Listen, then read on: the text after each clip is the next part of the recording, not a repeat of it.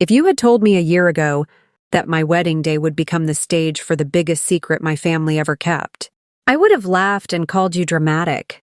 But as I stood in the back room of the wedding hall, my hands trembling and my heart pounding so loudly I could barely hear myself think, I realized that sometimes life writes stories you could never imagine.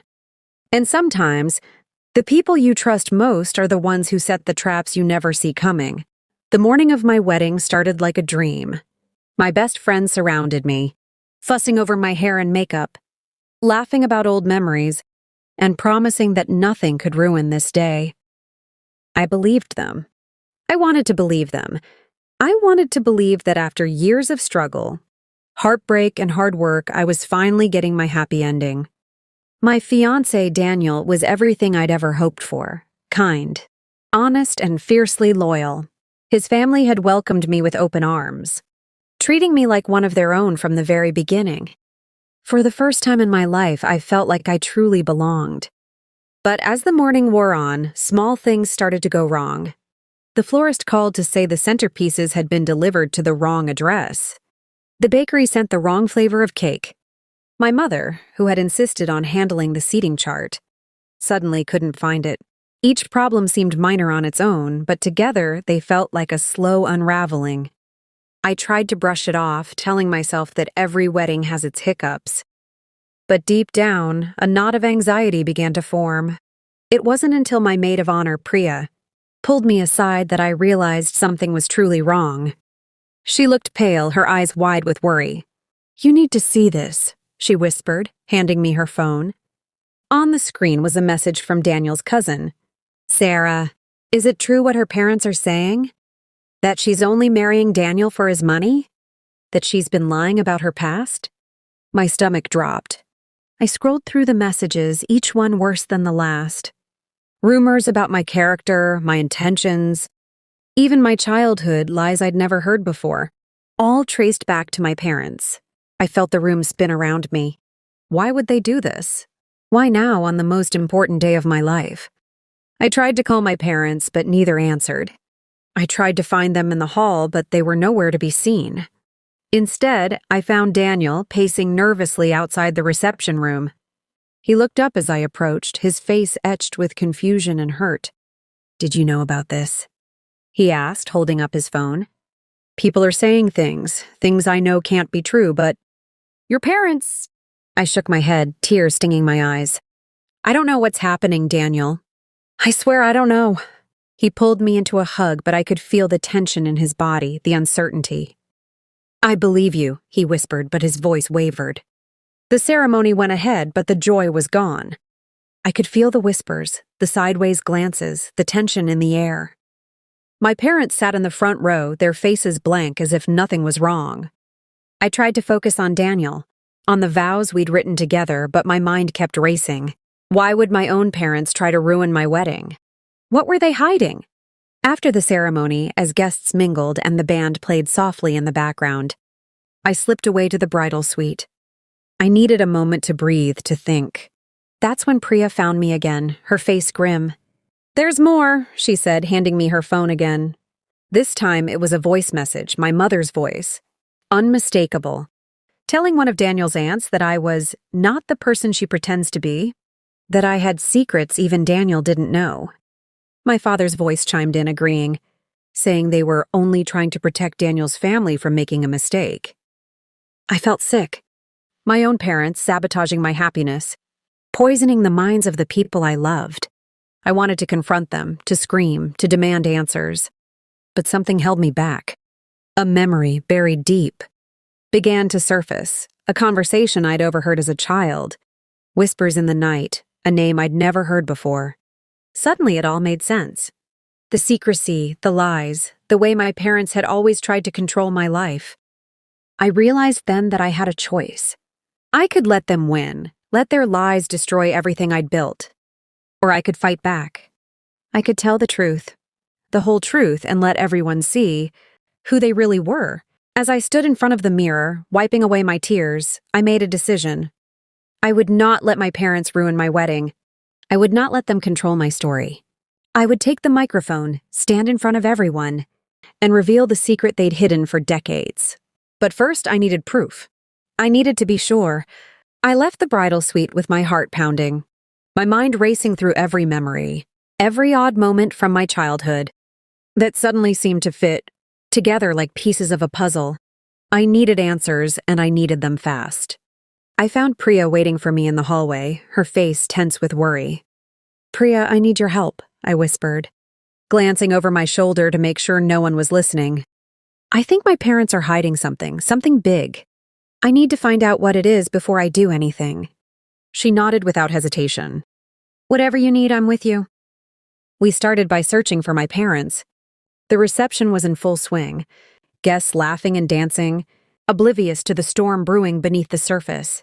I scanned the room, my eyes darting from table to table. But my parents were nowhere to be seen. I spotted Daniel talking to his father, both of them looking serious. I caught his eye and gave him a small, reassuring nod, hoping he'd trust me just a little longer. Priya and I slipped out a side door and made our way to the parking lot. My parents' car was still there, which meant they hadn't left. I remembered my mother's habit of stepping outside for air when she was upset. So we circled the building, checking every quiet corner. Finally, near the back entrance, we found them, my mother pacing, my father speaking in hushed tones on his phone. I took a deep breath and stepped forward. "We need to talk now." My parents froze, their faces a mix of surprise and annoyance. My mother tried to recover first, forcing a smile. "Sweetheart, shouldn't you be inside with your guests?" I ignored her question. "Why are you doing this? Why are you spreading lies about me to Daniel's family? What are you so afraid of?" My father's jaw tightened. "We're only trying to protect you." "You don't understand." "No, I don't understand," I snapped, my voice trembling. "You're ruining my wedding, my life, and for what? What are you hiding?" For a moment, I thought they might finally tell me the truth. But my mother just shook her head, her eyes cold. "This isn't the time or place." "Then when?" I demanded. "When will it ever be the right time?" My father stepped between us, lowering his voice. "You don't know what you're asking. Some things are better left in the past." I stared at them, searching their faces for any sign of the parents I thought I knew. But all I saw was fear, raw, desperate fear. I realized then that whatever secret they were hiding, it was big enough to make them risk everything. I turned and walked away, my mind made up. If they wouldn't tell the truth, I would find it myself. Back inside, Priya and I slipped into the coat room, away from prying eyes.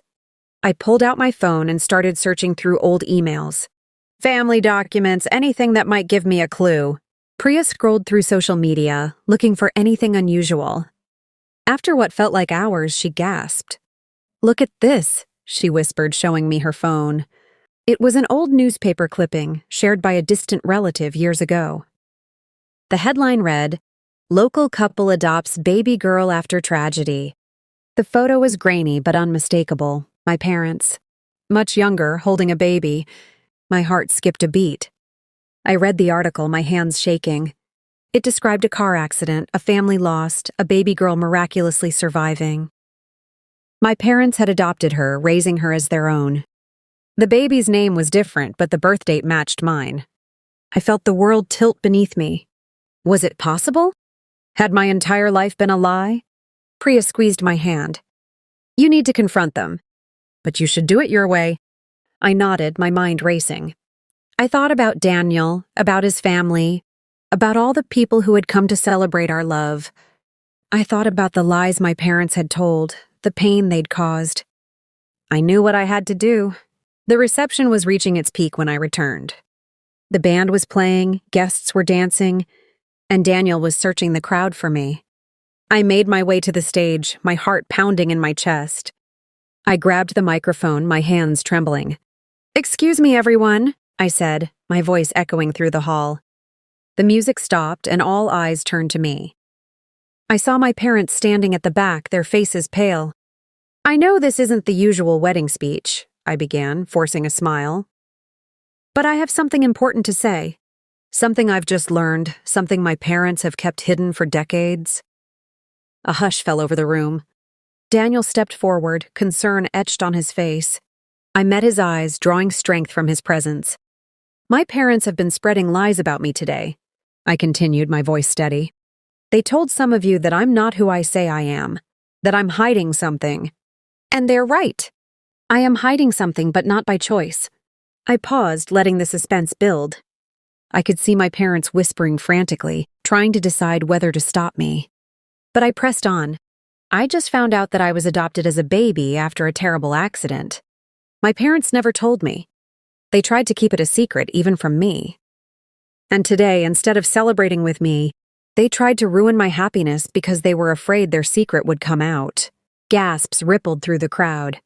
Daniel's mother covered her mouth in shock. Daniel stared at me, his eyes wide with disbelief. I took a deep breath, my voice trembling.